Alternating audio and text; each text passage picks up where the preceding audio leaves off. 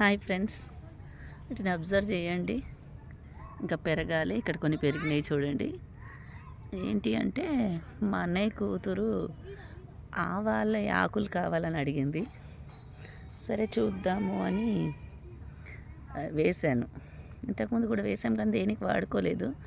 ఈసారి మా అన్నయ్య కూతురు కోసమని కొంచెం ఎక్కువ వేసాను. ఒక టబ్ నిండా వేసాను. ఇది చిన్నదేం కాదు, టబ్ కొంచెం పెద్దగా ఉంది.